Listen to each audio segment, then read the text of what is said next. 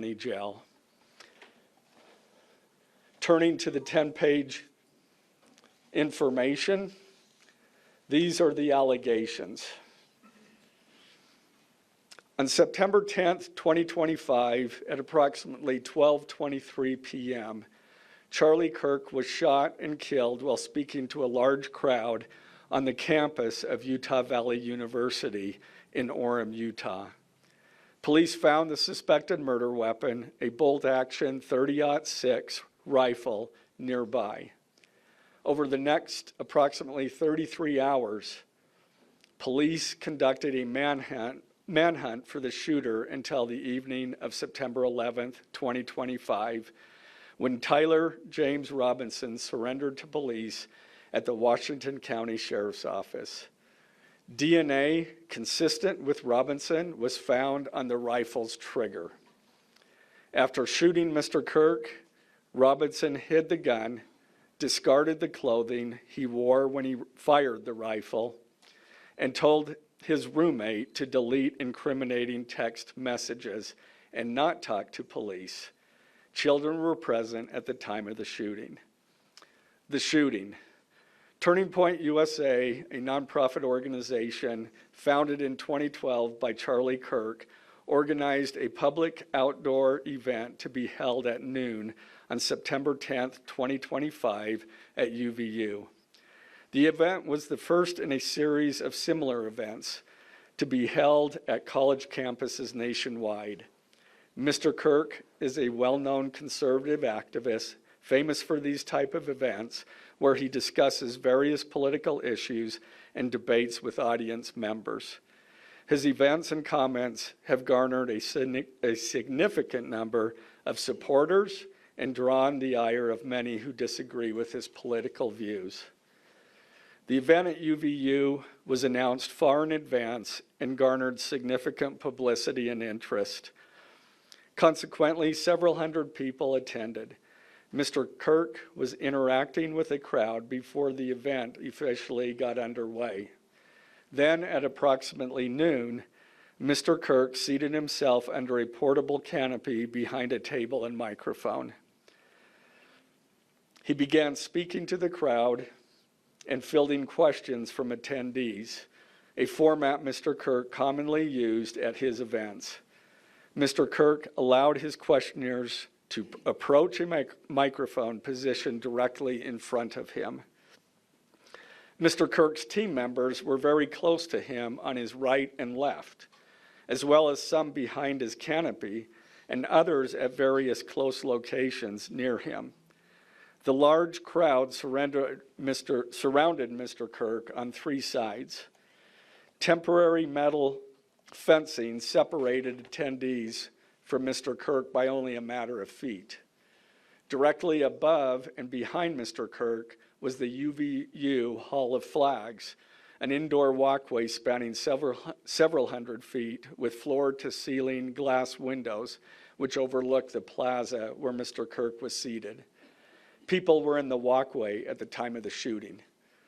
Approximately 15 minutes into the event, Mr. Kirk was answering a question about mass shootings by transgender individuals when a gunshot rang out. The bullet struck Mr. Kirk in the neck.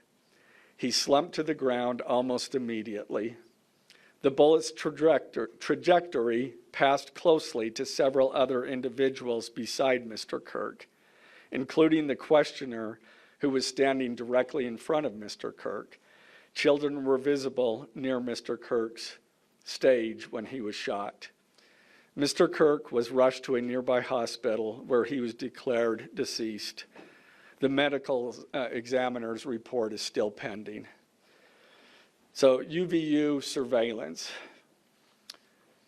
So at the moment of the shot, a UVU police officer was watching the crowd from an elevated vantage point. As soon as he heard the shot, he began to scan the area for threats. Believing the shot came from a rifle because of its sound, he looked for potential sniper positions. He noted a roof area approximately 160 yards away from Mr.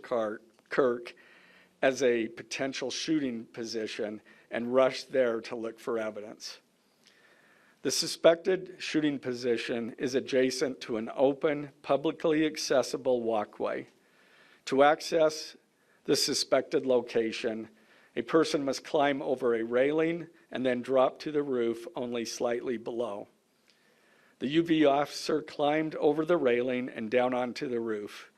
He then walked to the suspected shooting position and confirmed a clear shooting corridor between the position and Mr. Kirk's seat. He also noticed markings in the gravel rooftop, consistent with a sniper having lain on the roof, impressions in the gravel potentially left by the elbows, knees, and feet of a person in a prone shooting position. Police reviewed surveillance from the camera covering the roof and discovered that it recorded an individual dressed in dark clothing cross the railing from the public walkway and drop onto the roof at approximately 12:15 p.m. Although the individual moved out of the camera's view for a short time, the camera again captured the individual running across the roof and then low crawling to the area the UVU officer recognized as where the suspected sniper had dropped into a prone shooting position. After a short time, which matches the known time of the shot, the individual arose and ran across the roof to the northeast. This discovery led to an intensive review of UVU surveillance recordings to attempt to track and identify the suspect. Surveillance revealed the following. At approximately 11:51 a.m., the suspect entered campus from the north. He is seen wearing a black shirt with an American flag in the center, a dark baseball cap, and large sunglasses. Throughout the surveillance, the suspect keeps his head down and rarely raises his head enough to get a clear image of his face. As he proceeds across the campus, he is seen walking with an unusual gait. The suspect walks with very little bending in his right leg, consistent with a rifle being hidden in his pants. This unusual gait continues until the suspect is seen crossing the railway off the open walkway and onto the roof, where he leaves the camera's view. A camera later captures the suspect as he runs across the roof to the suspected shooting position. Immediately after the shot was fired, a camera captures the suspect running across the roof carrying an item whose shape is consistent with a rifle. The suspect is then seen climbing down from the roof. He appears to drop the item he was carrying as he hits the ground in a controlled fall. He then picks up the item and runs toward the northeast end of campus. Expanded crime scene investigation. Law enforcement officers followed the suspect's escape path to the northeast end of campus, where they believe the suspect left campus and entered a wooded area. In that wooded area, investigators found a bolt-action rifle wrapped in a towel. The rifle contained one spent round and 3 unspent rounds. This is consistent with the facts officers observed at the time of and immediately after the shootings. No shell casings were found on the roof, suggesting a bolt action rather than an auto-loading weapon, and only a single round was fired. Each round in the rifle contained an etched inscription as follows. The fired cartridge was etched, "No Tice's bulge, OWO, what's this?" The second cartridge that was again not spent, the last 3 were not spent, were not fired. The second, "Hey fascist, catch," with arrow symbols.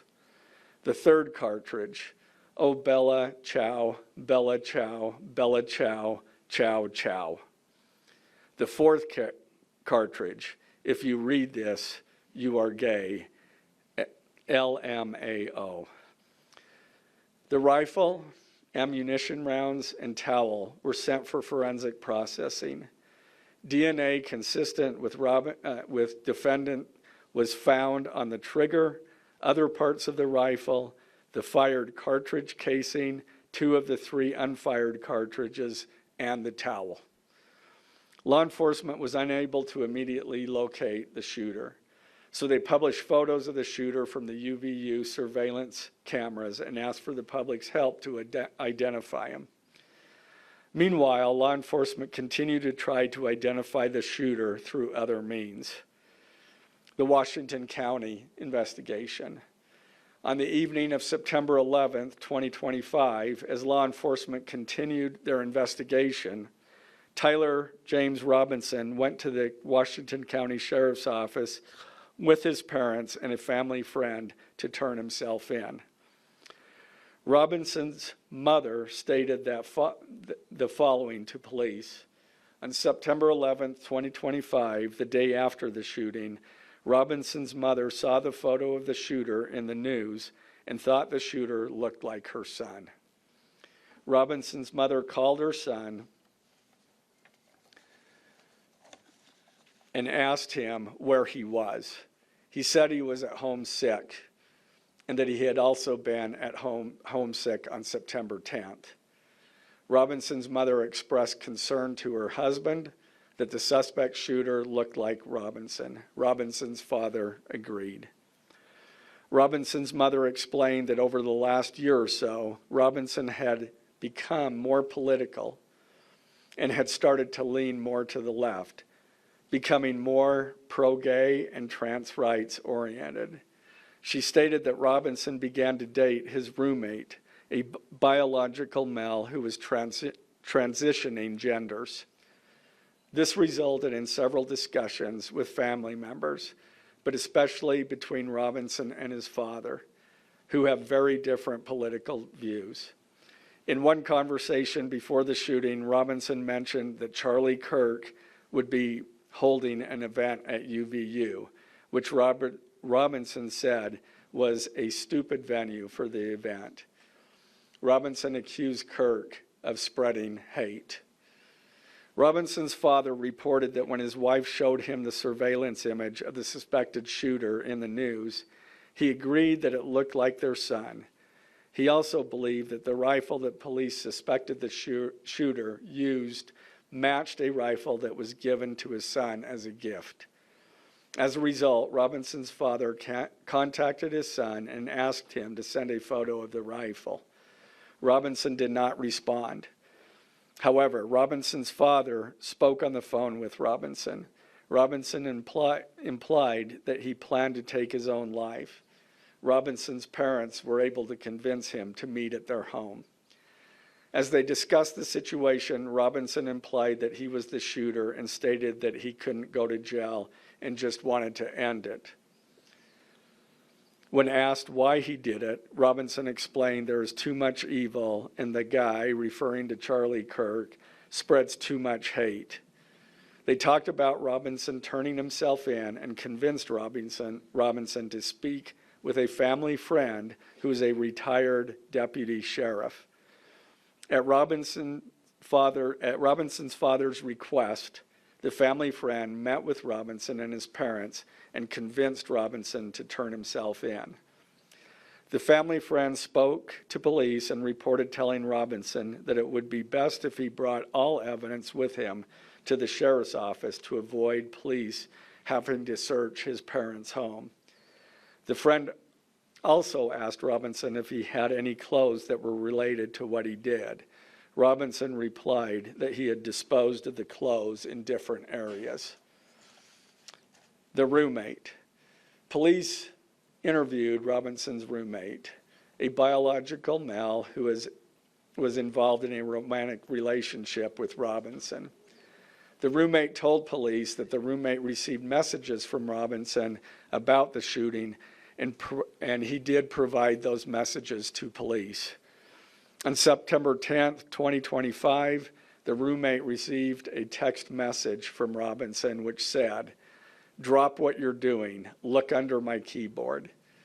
The roommate looked under the keyboard and found a note that stated, quote, "I had the opportunity to take out Charlie Kirk and I'm going to take it.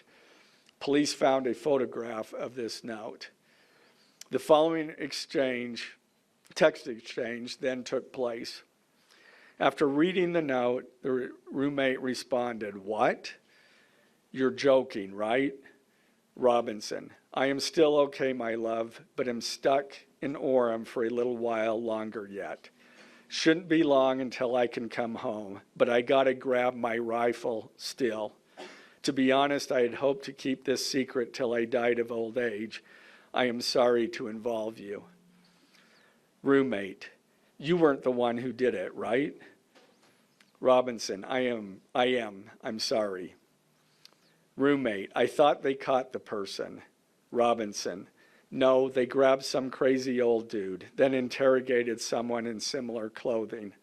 I had planned to grab my rifle from my drop point shortly after, but most of that side of town got locked down. It's quiet, almost enough to get out, but there's one vehicle lingering." Roommate: "Why?" Robinson: "Why did I do it?" Roommate: "Yeah." Robinson: "I had enough of his hatred. Some hate can't be negotiated out. If I am able to grab my rifle unseen, I will have left no evidence. Going to attempt to retrieve it again. Hopefully they have moved on. I haven't seen anything about them finding it." Roommate: "How long have you been planning this?" Robinson: "A bit over a week, I believe. I can get close to it, but there is a squad car parked right by it. I think they already swept that spot, but I don't want to chance it." Robinson again: "I'm wishing I had circled back and grabbed it as soon as I got to my vehicle. I'm worried what my old man would do if I didn't bring back Grandpa's rifle. IDEK if it's had a serial number, but it wouldn't trace to me. I worry about prints. I had to leave it in a bush where I changed outfits. Didn't have the ability or time to bring it with. I might have to abandon it and hope they don't find prints. How the F will I explain losing it to my old man? Only thing I left was the rifle wrapped in a towel. Remember how I was engraving bullets? The F in messages are mostly a big meme. If I see notice bulge UWU on Fox News, I might have a stroke all right. I'm going to have to leave it. That really effing sucks. Judging from today, I'd say Grandpa's gun does just fine, IDK. I think that was a $2K scope. Wink, wink. Robinson again, delete this exchange. Again, Robinson: "My dad wants photos of the rifle. He says Grandpa wants to know who has what. The feds released a photo of the rifle, and it is very unique. He's calling me, RN. Not answering." Robinson: "Since Trump got into office, my dad has been pretty diehard MAGA." Robinson: "I'm going to turn myself in willingly. One of my neighbors here is a deputy for the sheriff." Again, "You are all I worry about, love." That came from Robinson. Roommate: "I'm much more worried about you." Robinson: "Don't talk to the media, please. Don't take any interviews or make any comments. If any police ask you questions, ask for a lawyer and stay silent." The search for Robinson's residence. Police executed a search warrant on Robinson's residence. During that search, police discovered a shell casing with etchings like the etchings found on the shells in the rifle near UVU. Police also found several target boards with bullet holes in Robinson's home. Now, as I stated in the beginning, when I read those allegations, these are allegations.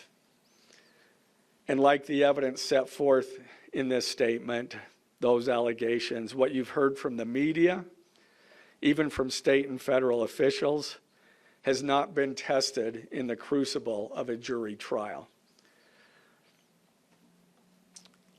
I understand the public's desire to know the facts. My own family members have pressed me for information. Why are we reluctant to share the details of the investigation itself and comment on the case? Because I want to ensure a fair and impartial trial. I became a prosecutor because of my love for the ideals of this great country and the principles embedded in our Constitution. The free exchange of ideas and opinions is critical to this great American experiment, but so too are the protections afforded to the accused found in the Fifth and Sixth Amendments. The right against self-incrimination, the right to a speedy and public trial, the right to the effective assistance of counsel, the right to confront one's accusers, and the right to compel the attendance of witnesses. And perhaps most importantly, under our Constitution, the accused is presumed innocent until we, the state, prove to an impartial jury of defendant's peers his guilt beyond a reasonable doubt. That jury cannot rely on our allegations, on what they hear in the news, or on what they hear from a public official. The jury is the sole trier of fact, and they will ultimately determine those facts based on evidence a trial judge has determined is admissible. Again, as prosecutors, we bear the burden to prove guilt beyond a reasonable doubt. But make no mistake, we welcome this burden. I'd like to now introduce my trial team who will be charged with prosecuting the case. This is a veteran and expert team of some of the state's best trial attorneys.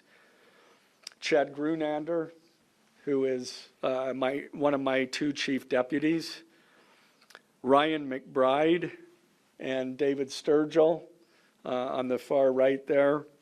And those two were very much involved in preparing search warrants, did a phenomenal job, worked day and night to see that accomplished well after he was, Robinson was taken into custody. Also, Lauren Hunt, she is one of our special victims prosecutors, and Chris Ballard, my second chief deputy, who will be handling motions. I'm going to explain just the procedural steps